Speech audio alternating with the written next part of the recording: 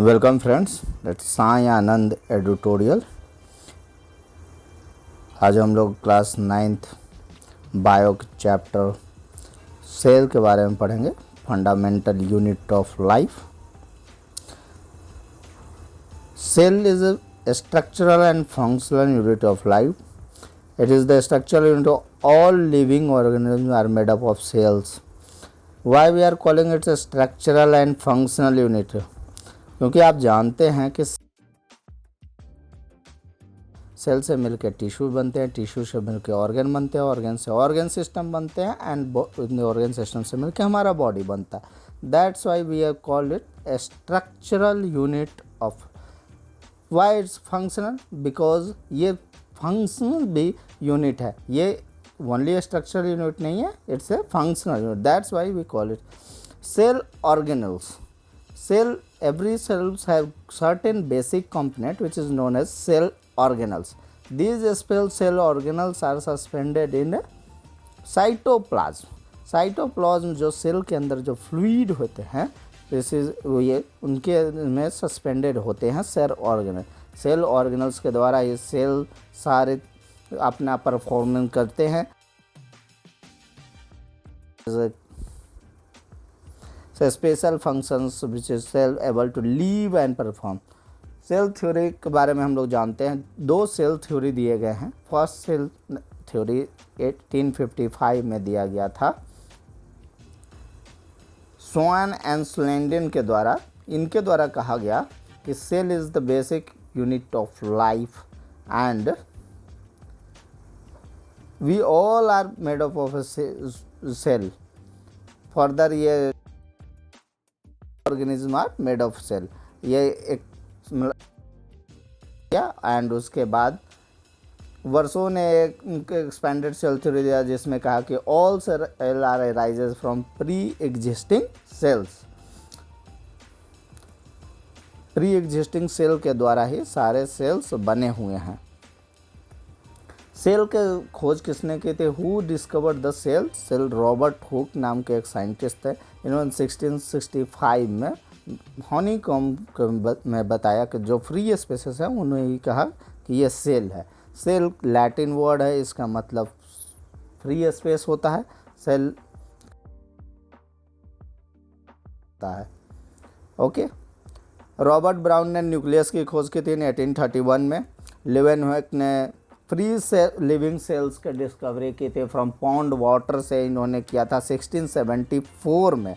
And पुरकिंजे ने fluid substance of cell जिसे protoplasm कहते हैं 1839 में किया था। बरसों के बारे में मैंने अभी आपको बताया कि उन्होंने एक सेल थ्योरी का एक्सपेंशन किया था जो मॉडिफिकेशन किया गया 1855 में। And the first cell theory was given by T Swann and Schleiden in 1838-39 जिसमें कहा गया कि cell is basic unit life और सारे ऑर्गेनिज्म सेल्स से बने हुए हैं। 1940 में इलेक्ट्रॉन माइक्रोस्कोप का डिस्कवरी हुआ है। 1940 में इलेक्ट्रॉन माइक्रोस्कोप का डिस्कवरी हुआ। That's why this all are very important because electron microscope के डिस्कवरी के ये पहले सारा कुछ डिस्कवरी हुआ था। Okay. Basic component of cells: plasma membrane, nucleus and cytoplasm. Plasma membrane क्या है? It is the outermost layer of cell, gives shape and mechanical support and protection to inner content of the wall. ये protecting covering होता है cell का और ये shape भी प्रदान करता है। इसे सेलेक्टिव परमिएबल मेम्ब्रेन भी कहते हैं। Why we called it selective permeable? Because ये अलाउ करता है कि किसी अंदर आना और जाने के लिए अलाउ करता है, इसलिए ये सेलेक्टिव परमिएबल मेम्ब्रेन कहते हैं। सेलेक्टिव परमिएबल के थ्रू ही ऑस्मोसिस के प्रोसेस होते हैं। ऑस्मोसिस क्या होता है? Movement of molecule from higher concentration to lower concentration through semi permeable membrane.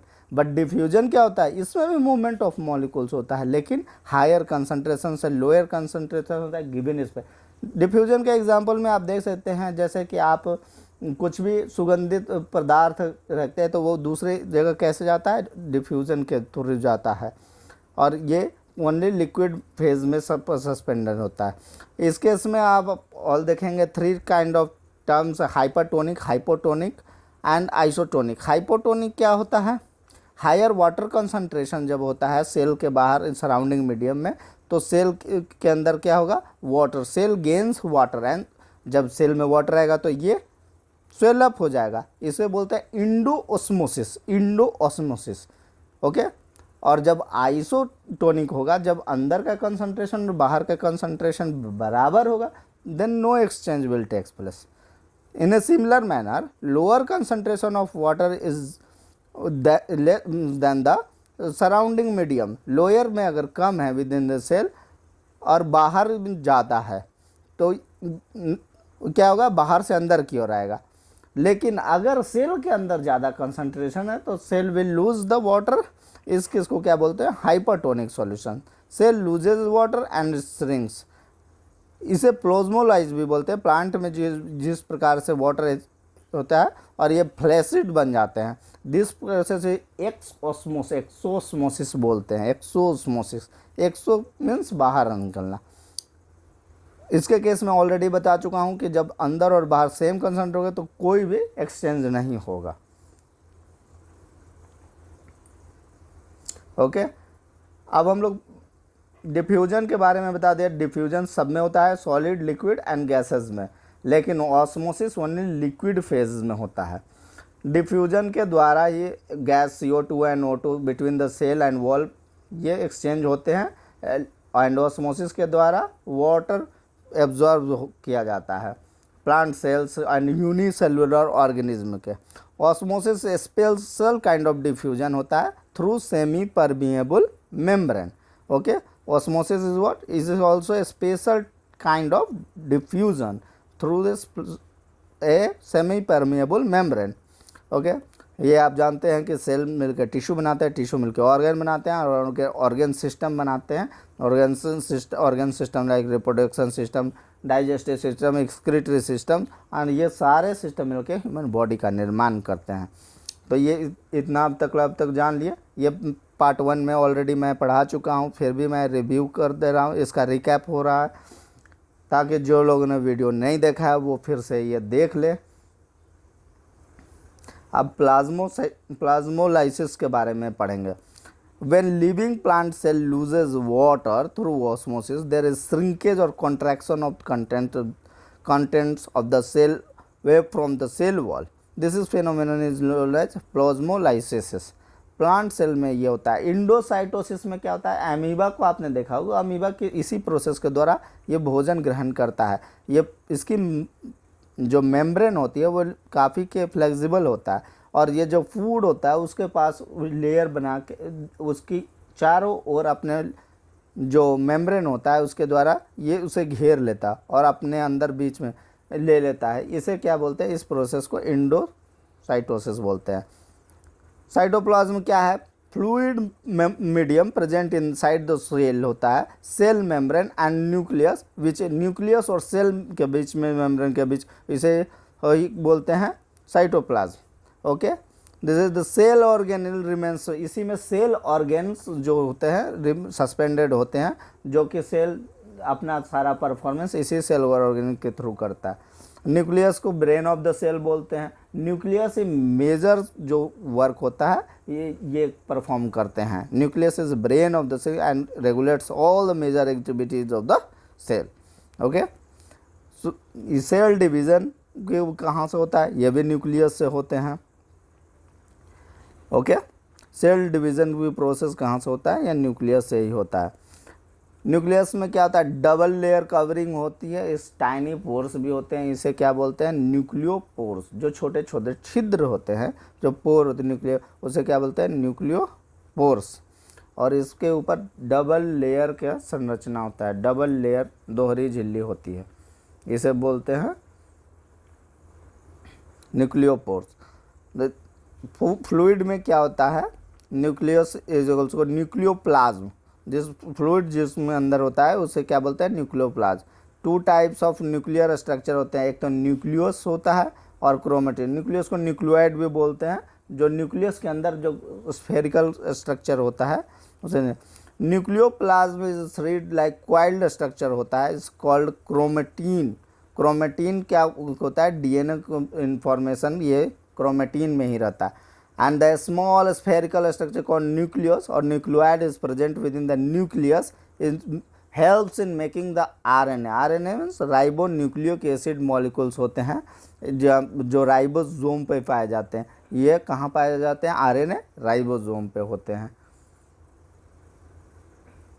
DNA से क्या होता है, डीएनए आपको इनहेरिटेंस, जो क्रोमेटिन होता है कॉन्डेंस होता है, जो form short thread like structure called chromatin और it's composed of DNA. DNA क्या होता है, D oxy ribo nucleic acid.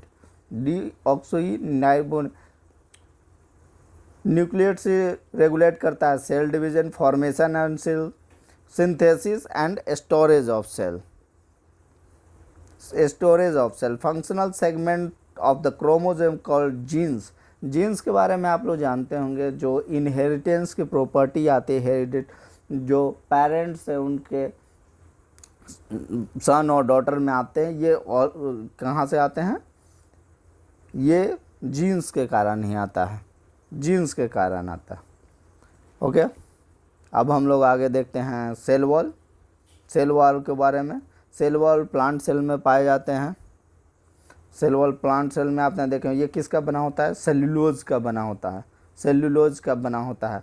ये क्यों होता है सेल वॉल, सेल वॉल क्या होता है, रिजिडिटी प्रदान करते हैं। आपने देखा होगा कि जब बाहर का कंसंट्रेशन बहुत ज़्यादा होगा तो वो वाटर अंदर की ओर ऑस्मोसिस के थ्रू आता है और इससे एक प्रेशर होता है और बहुत सारे यूनिसेल्युलर ऑर्गेनिज्म इसके कारण बर्स्ट हो जाते हैं। बट इस केसेस में, प्लांट के केसेस में इक्वल ये सेल वॉल क्या करता है, उनसे प्रोटेक्ट करता है और इक्वल प्रेशर अप्लाई करता है, इक्वल प्रेशर अप्लाई करता है। इसके कारण से ये डैमेज नहीं होते हैं। It is present in plant cell में होते हैं, नॉन लिविंग फुल्ली परमिएबल होते हैं।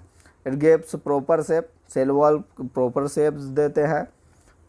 And it protects aquatic plant living in hypotonic medium. ये भी आपको बता दिया कि हाइपोटोनिक सिचुएशन में ये पहले सेल के आधार पर कितने प्रकार में बांटा गया, यूनिसेल्युलर एंड मल्टीसेल्युलर। यूनिसेल्युलर मतलब यूनि मीन्स वन सेल जिस भी ऑर्गेनिज्म के होंगे वो यूनिसेल, लाइक अमीबा। मल्टीसेल्युलर में प्लांट, एनिमल्स, फंगी सारे कुछ आते हैं। एक और क्लासिफिकेशन होता है प्रोकैरियोट्स एंड यूकैरियोट्स के। प्रोकैरियोट्स में क्या होता है, don't have well organised nucleus, and eukaryotes में क्या होता है, ऑर्गेनाइज्ड न्यूक्लियस होता है। प्रोकैरियोट्स में न्यूक्लियर मेम्ब्रेन भी नहीं होता है, बट यूकैरियोट में न्यूक्लियर मेम्ब्रेन होता है। प्रोकैरियोट्स के एग्जाम्पल को देखते हैं, bacteria, blue green algae. And eukaryote में क्या होता है, अमीबा, ओनियन सेल, सारे कुछ। प्रोकैरियोट का साइज क्या होता है, 1 to 10 माइक्रोन एंड यूकैरियोट्स के होते हैं 5 to 100 microns. Nuclear region in nuclear membrane is called nucleoid, but nuclear region is well defined area surrounding by the in prokaryotes in called nuclear membrane। Single chromosome present होते हैं prokaryote में and eukaryote में मोर chromosomes होते हैं। Membrane bound cell organelle absent, membrane bound cell organelle is present in this case. अब plant cell and animal cell में बात करते हैं। सेल वॉल प्लांट सेल में होता है, सेल वॉल नहीं होता है एनिमल सेल में। ब्लेस्टेड